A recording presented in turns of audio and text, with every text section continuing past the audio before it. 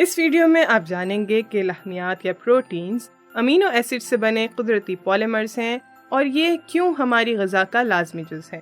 صحت مند زندگی گزارنے کے لیے ہماری خوراک کا 10% حصہ پروٹینز پر مبنی ہونا چاہیے۔ پودے کے بیج جیسے کہ اناج، میوے، دالیں یا پھلیاں پروٹین کے اچھے ذرائع ہیں۔ جانوروں سے حاصل ہونے والی زیادہ تر پیداوار جیسا کہ مچھلی، گوشت، انڈے اور دودھ بھی پروٹینز کا ذریعہ ہیں۔ جانداروں میں پروٹینز 2 اہم کام سر انجام دیتے ہیں۔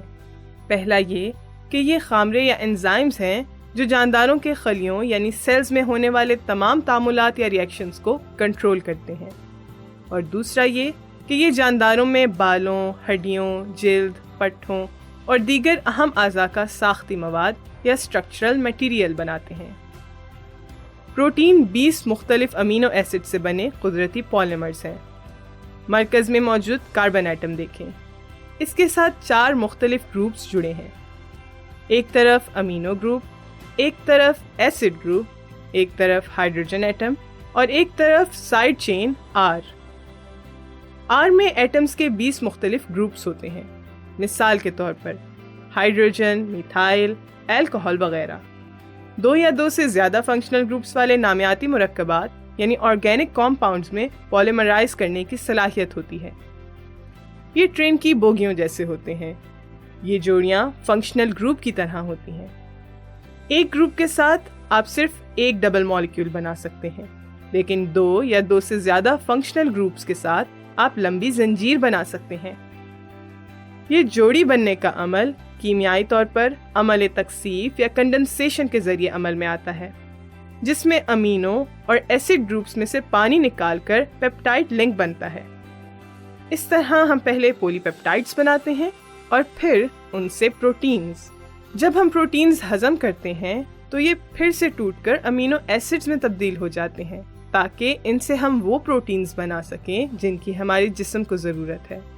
انزائمز کا ایک بنیادی ڈھانچہ ہوتا ہے جو کہ وہی پولی پیپٹائڈ چین ہے جو ہم نے ابھی دیکھی تھی۔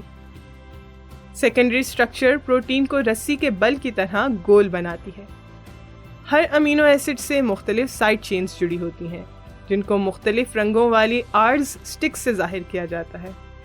یہ رسی میں پھنسے ہوئے چیتڑوں کے ٹکڑوں کی طرح نظر آتی ہیں۔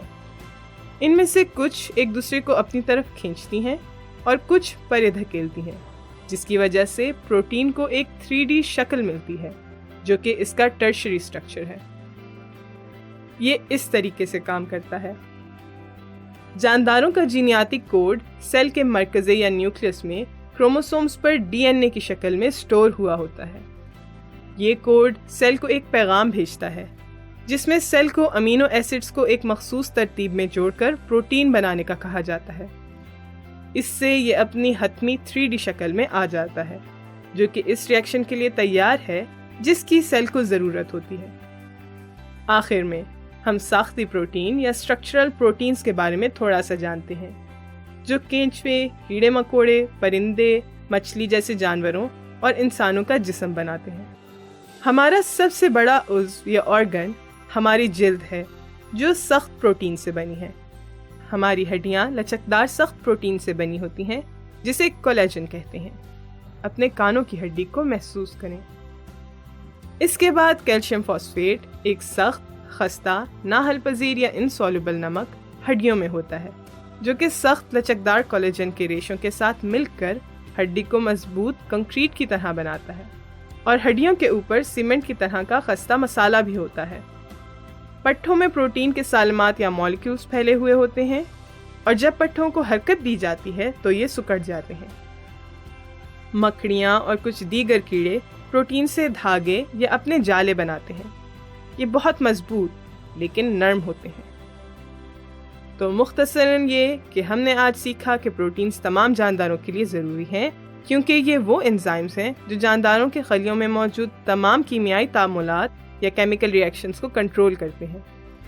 اس کے علاوہ جانور اپنے اہم اعضاء کی تشکیل کے لیے پروٹین کا استعمال کرتے ہیں۔